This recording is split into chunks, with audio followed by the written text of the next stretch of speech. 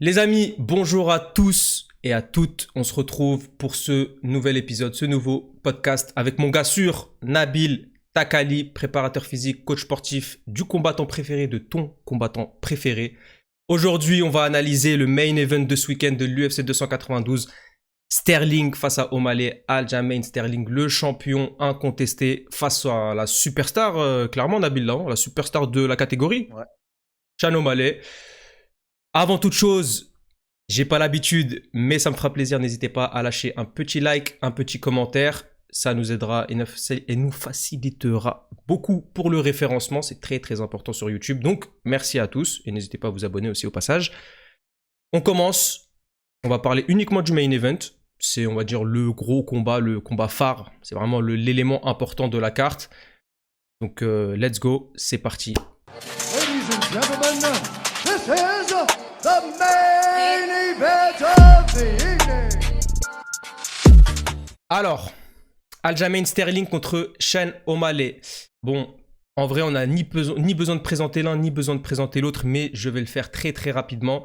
Sterling qui a gagné sa ceinture face à Petr Yan sur une controverse bizarre, un coup de genou illégal, qui lui donne le titre de champion. Tout le monde détestait Sterling à ce moment-là. On lui tirait tous dessus, simulateur, simulation, etc.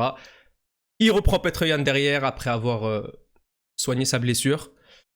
Il le bat. Bon, sac à dos, mais il le bat. Quand je dis sac à dos, c'est qu'il a passé énormément de temps dans son dos.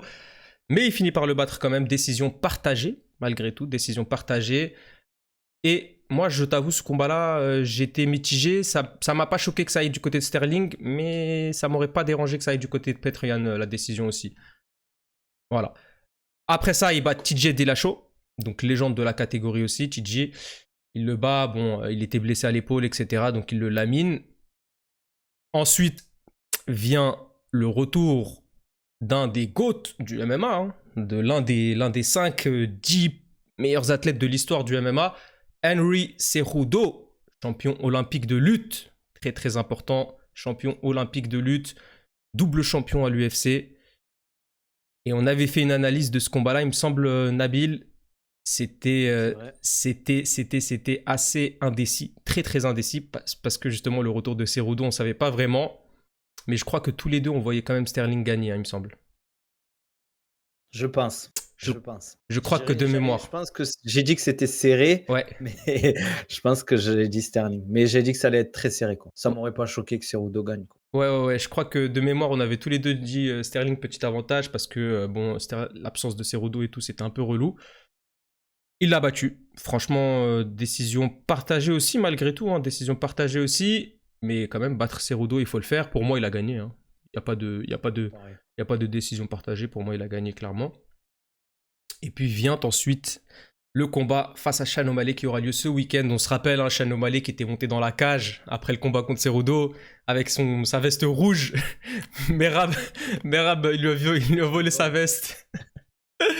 C'est un malade. Et puis bon, le combat a été rapidement officialisé pour 3-4 mois après, en août. Ouais, c'est la suite logique, je pense. C'est ce que voulait l'UFC en plus pour faire monter, entre guillemets, Sean O'Malley. En plus, je crois qu'il avait... Je sais pas si c'est à ce moment-là qu'il a une suspension, Sean O'Malley, de dopage pour 6 mois ou si c'était des combats avant. Je sais qu'il a eu 2 suspensions pour dopage, Sean O'Malley. Ouais. C'est juste qu'on n'en entend pas parler, en fait. Il faut aller sur les listes de l'USADA.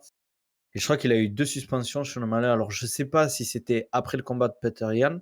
C'est un petit truc, hein, c'est pas un truc. Ouais, non. Fois, mais il a mangé 6 mois 2 fois, je crois. C'est peut-être pour ça qu'il n'a pas combattu, mais je préfère pas dire de bêtises. Mais c'est la suite logique pour moi. Ils veulent faire monter leur star. Je pense que Sterling est un match-up, entre guillemets, je parle, plus facile qu'un Cejudo, par exemple. Mais, tu vois, on va rentrer dans le vif du sujet. Je pense quand même que Sterling, c'est un bourbier pour Sean O'Malley, quoi. Ouais. Dans plein de compartiments. On va en parler plus en détail. On va commencer par parler de Sterling, de son profil, de ce qu'il a joué dans ce combat-là, parce qu'en réalité, il a beaucoup et énormément à jouer, et je pense qu'il a même plus à perdre que face à Cejudo, tu vois. Parce que perdre face à Henry Cejudo, c'est perdre face à un champion olympique de lutte, face à un des GOAT de la catégorie, face à un des premiers doubles champions de l'histoire de l'UFC, etc., etc. Il n'y a pas énormément de honte à perdre face à Cejudo. Alors que là, O'Malley, il n'a rien prouvé concrètement dans le haut niveau. En réalité, O'Malley, il a battu qui? Il a battu Petr Yan. Il a battu Petr Yan dans les vrais prétendants, tu vois, dans les vrais prétendants au titre. Sinon, à part ça, Pedro Munoz, ça s'est fini en no contest, même s'il est en train d'un petit peu le laver. Après, Pedro Munoz, on va pas se mentir, c'est un peu finito, tu vois, c'est l'ancienne école. Sinon, Chris Moutinho, Juliana Paiva, Thomas Almeida, c'est pas du très très haut niveau. Il a perdu contre Chito Vera. Et sinon, c'est pas du très très haut niveau. Donc, à part Petr Yan, il n'y a pas de top 5, de top 10 même, il me semble, sur qui il a vraiment roulé Sean O'Malley. En plus, bon, Ouais. après, c'est Yann, hein, ça reste Yann. Ça reste un combat très très serré en plus. Mm. Il y a beaucoup qui voyaient Yann gagner. Bon, Moi, le premier. moi sur le moment, je le voyais gagner, Yann. Après, bon, c'était quand même très serré. C'est vrai qu'en striking, il a pris beaucoup de coups comme Petr Yan. Après, moi, ça me choque pas qu'il gagne. Pour moi, tu vois, jamais. Quand tu tombes contre une star de l'UFC, faut jamais aller à la décision. Il faut vraiment surdominer le combat, quoi. Faut pas faire entre guillemets. Je me dis, ah, j'ai gagné 2 rounds, j'en ai perdu un. Non, il faut que tu aies gagné les 3 rounds et que ce soit Ouais. vraiment entre guillemets que ça se sente. Mm. Parce que je dis pas qu'il y a entre guillemets les juges qui vont décider de faire monter la star, etc. Mais bon, tu sais, tu as la dynamique, etc. Le fait que j'ai pas envie de rentrer dans les polémiques, qu'il soit russe, est-ce qu'il est très vendeur? Je sais qu'il a beaucoup de fans, Petr Yan, mais Sean O'Malley, c'est je sais pas combien d'abonnés sur Instagram. Le mec, il est déjà millionnaire, il a une chaîne Ouais. Twitch, je sais pas combien il a d'abonnés. C'est une star aux États-Unis. Petr Yan, c'est pas comparable, ça a aucune comparaison quoi, en termes de business. Ouais, c'est vrai, je suis d'accord avec toi. D'ailleurs, ça avait fait beaucoup polémique, ça, justement, à cause de la défaite de Petr Yan. Et moi-même, j'y ai pensé, hein, clairement, en premier lieu. Mais bon, au final, on en est là. Après revisionnage, c'est vrai que Sean O'Malley pouvait remporter le combat, donc bon, pas le temps de trop polémiquer là-dessus. On en arrive à ce title shot face à Sterling, Sterling qui annonce que c'est à 95%, voire 99% son dernier combat dans la catégorie. Donc ça se concrétise. Sterling qui veut laver O'Malley avant de monter en featherweight, affronter Volkanovski pour laisser la place aussi à Merab s'il gagne. S'il gagne pas, il aura pas de Volkanovski. S'il gagne pas, bah justement, je crois que c'est de ça le 95% dont il parle. Je crois que c'est en cas de défaite, revanche à mon avis. Donc Ouais, mais bon, ça dépend, hein. Je pense que s'il se fait éteindre round 2, Sterling, je pense pas qu'il ait une revanche.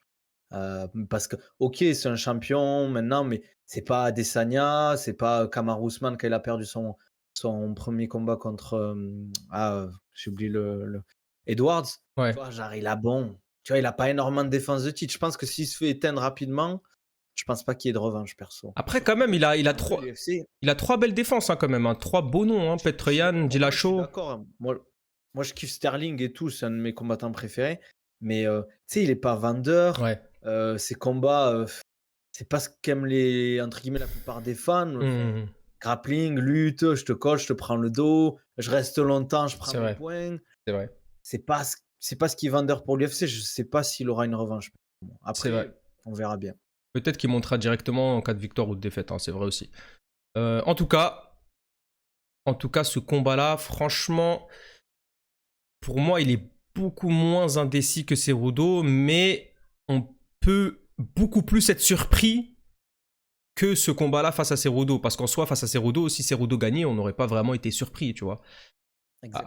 Donc c'est ça qui donne de la hype à ce combat-là et qui m'intéresse beaucoup, parce qu'en plus, la surprise est envisageable. Honnêtement, la surprise est vraiment envisageable, parce que Sean O'Malley, c'est peut-être le meilleur striker de la catégorie. Hein. Même c'est sûrement le meilleur striker. Sandhagen, je pense. Avec Sandhagen, il y a de grandes chances que les deux soient les meilleurs strikers de la catégorie, en tout cas en termes non, franchement, O'Malley, après, bon, il n'a pas affronté les Sandhagen, etc., pour montrer son striking. Face à Petr Yan, c'était quand même assez serré, même s'il a montré du haut niveau en striking, c'était quand même assez serré.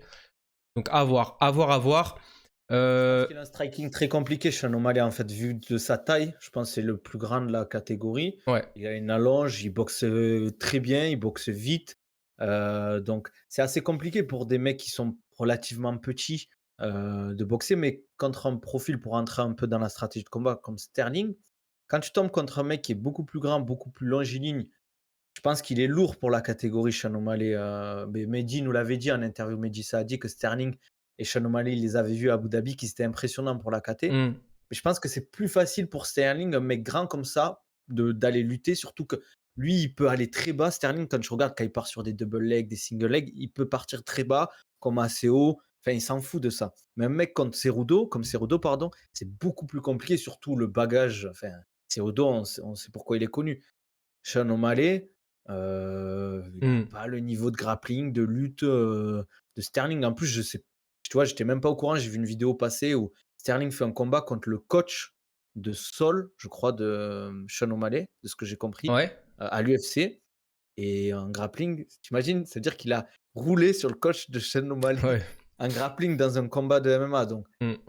c'est compliqué, tu vois. Mais c'est toujours pareil, le MMA, c'est pas le striker, ouais, il a juste à lui en mettre une, je te couche. Et le lutteur, grappleur, dès qu'il l'amène au sol, c'est fini. C'est pas aussi simple que ça. Ouais, c'est ça, c'est ça. Et puis il a surtout extrêmement perfectionné sa défense de takedown, pas forcément de se perfectionner en grappling ou en lutte pour chercher à affronter Sterling dans ce domaine-là, mais surtout chercher à éviter ce domaine-là. Et Sean O'Malley, il devrait quand même être un minimum au niveau pour les défenses. Mais justement, on en vient au fait que, à titre personnel, je ne pense pas. Je pense que Sterling devrait mettre et goupiller et mettre en place son game plan comme il a l'habitude. En fait, c'est vraiment un gars qui respecte les game plans des coachs à la perfection.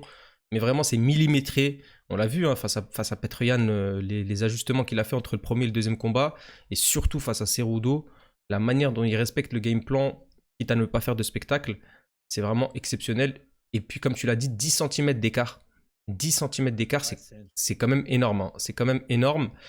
Mais il y a l'aspect physique qui rentre en compte. On sait que Sterling, il cut comme un gros malade mental.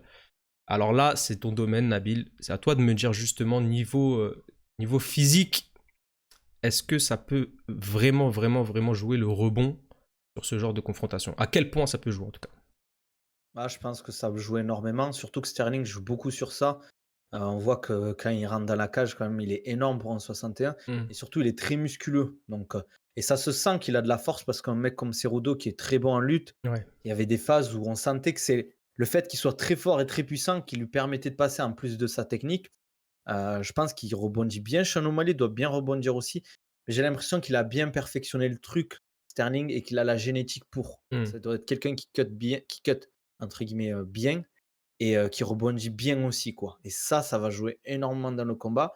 Surtout qu'on a oublié, c'est un 5 rounds et Sean O'Malley n'a jamais fait de 5 rounds. Je pense qu'à partir du 3e round, Ouais. ça va être compliqué pour Sean O'Malley. S'il fait ce qu'il a fait avec Cerudo, s'il le fait avec Sean O'Malley, c'est perso, je le vois pas gagner 2 rounds. Ouais. Je le vois peut-être gagner un round, mais je le vois pas gagner 2 rounds. Parce que comme tu as dit, il est très intelligent. Sterling, on le sous-estime beaucoup parce qu'entre guillemets, il a 2 victoires, on va dire, Hmm. bizarres, entre guillemets. La première, enfin le deuxième combat contre Petr Yan où c'était assez serré, et le combat contre Dillashaw où il était blessé. Mais ça, je le dis souvent, c'est pas son problème, lui. Ouais. Il arrive prêt, il fait son cutting. Il faut pas oublier que Sterling, il s'est fait opérer des cervicales. Une opération, tu te demandes même comment il fait pour être encore sportif de haut niveau. C'est un truc.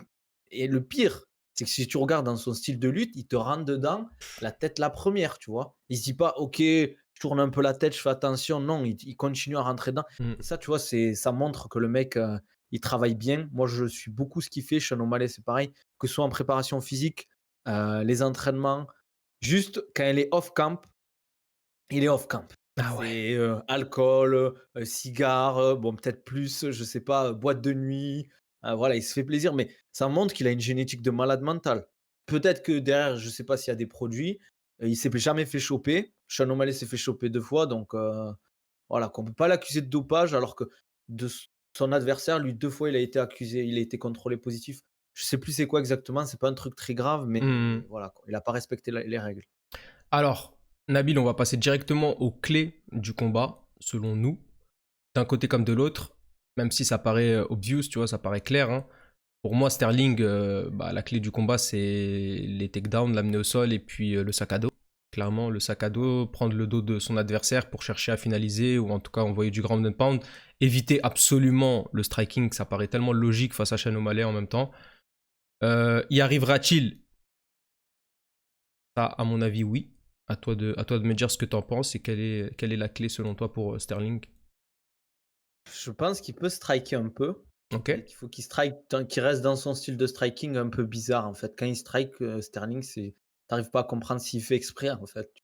Mais est-ce que Et tu comme penses tu qu'il dis, va vraiment oser? Ah, d'ailleurs, ils ont parié, hein, ils ont parié $100 le premier qui envoie un takedown. ok. Ils ont parié En cent fait, je me dollars. dis, c'est trop.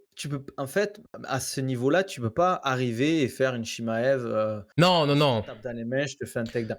Il va falloir préparer ça et tu peux pas préparer sans un peu de striking. Genre gêner, Oui, oui, commencer à oui. mettre la pression. En fait, pour moi, c'est celui qui va mettre la pression et qui va réussir à garder cette pression le plus possible, qui va gagner les rounds. Euh, Parce que si tu laisses la pression à un mec comme Sean O'Malley, il va faire que t'envoyer, t'envoyer. Au bout d'un moment, il va toucher. Et pareil, Sterling, si tu arrives à lui mettre la pression, que tu es trop proche de la cage, il va juste faire une combinaison un peu de merde et partir sur un takedown. Et comme il peut partir très bas. Ouais. Et Sean O'Malley, il est très très grand, ça va être compliqué pour lui, hein. Ça va être compliqué, franchement, je vois pas pour moi, en tout cas, je vois pas Sean O'Malley tenir. Premier round, peut-être qu'il prendra pas de gros Hmm. takedown, peut-être qu'il va se faire travailler contre la cage, mais je le vois pas à partir du deuxième round. Il va finir au sol, quoi. Et, C'est pas le même niveau, franchement. ouais, ouais, ouais, clairement. Et est-ce que tu le vois se relever, justement, ne pas se faire contrôler et tout? Je sais pas, hein. Franchement, Moi j'ai du mal à voir. si c'est premier round, je pense qu'il pourra. Deuxième round, je pense que ça va être Hmm, terminé. hmm, hmm, Ça hmm. va être physiquement, ça va être trop dur en fait, tu vois. Parce que quand tu passes sur une phase au sol où tu défends un peu et que tu te relèves, ça va. Mais la deuxième, ça va être trop compliqué. Surtout qu'il y a 5 rounds derrière. Ok, tu es en mode survie, mais il faut aussi que tu réfléchisses. Tu vois, comme tu as dit, il est très intelligent, Sterling. Je pense que Sean O'Malley l'est aussi.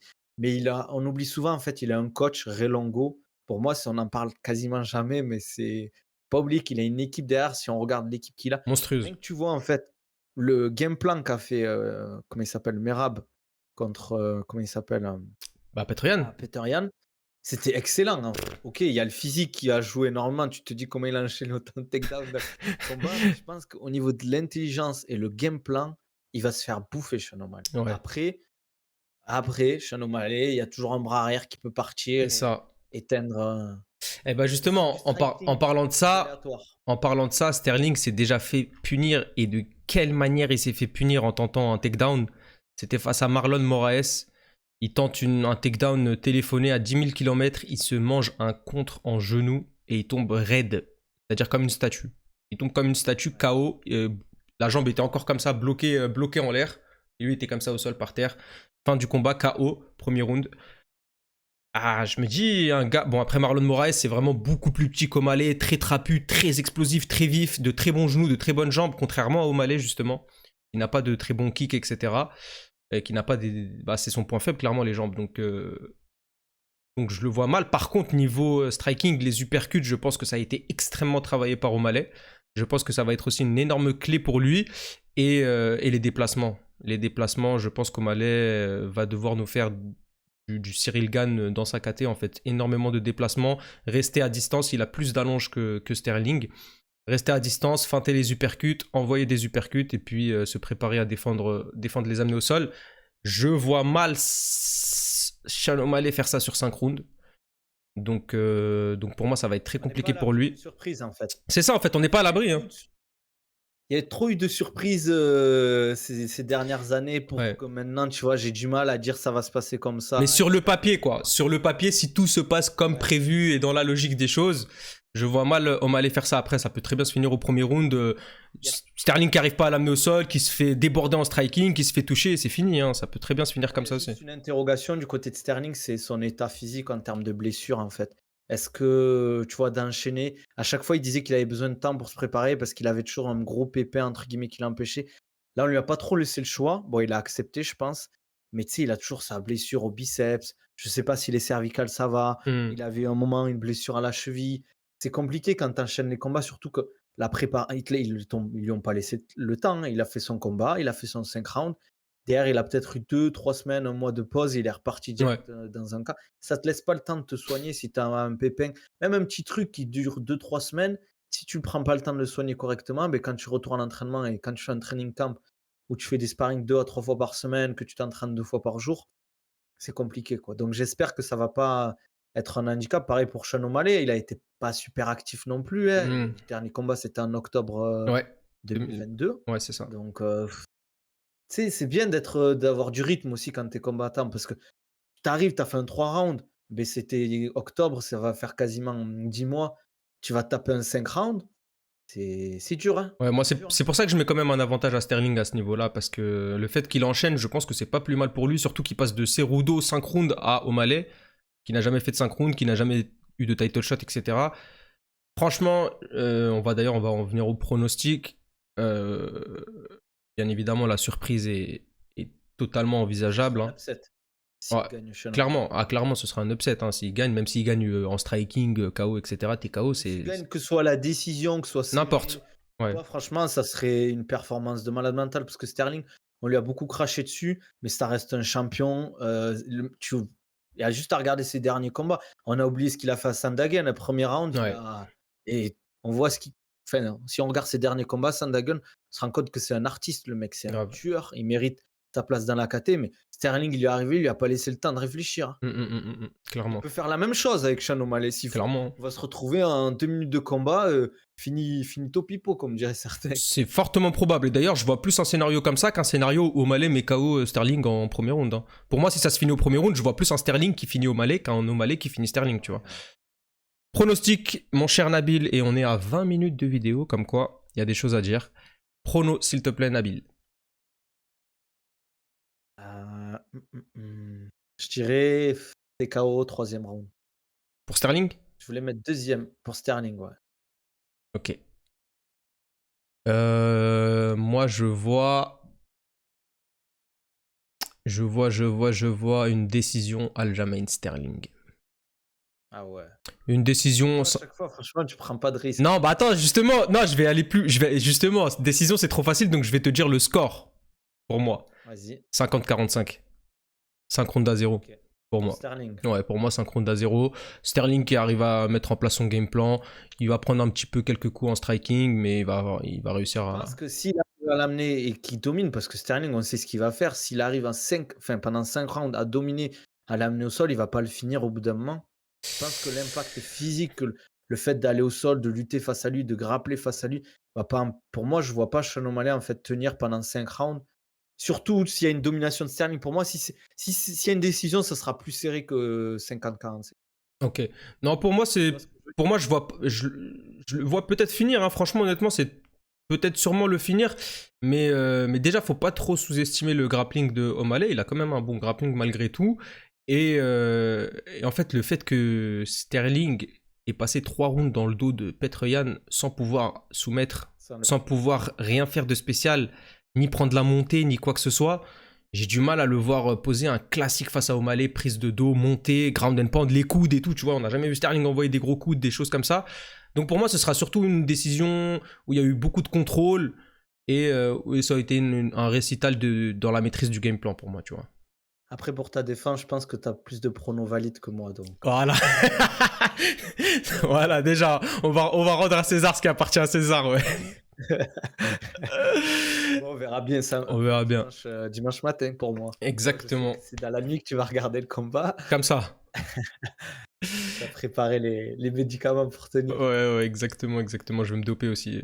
Mais bon, il n'y a pas l'USADA, donc ça passe. N'hésitez pas en commentaire, les gars, à dire vos pronostics. Hein, grave. Ce que vous en pensez que ça. Parce que j'aime bien avoir l'avis aussi des gens, entre guillemets, des autres personnes que toi, par exemple. Ça peut être intéressant aussi d'avoir leurs avis. Exactement, les amis. N'hésitez surtout pas, les commentaires. Dites-nous votre prono pour ce combat-là, le round dans lequel vous voyez et de quelle manière vous voyez ce combat se terminer si jamais il ne va pas à la décision. Je vous souhaite à toutes et à tous un agréable UFC, un agréable week-end, une agréable semaine, de très bonnes vacances, une bonne rentrée à tous les concernés. Nabil, mon frérot, nous on se dit à très bientôt pour un prochain gros combat. À la prochaine. Ciao l'équipe. Peace.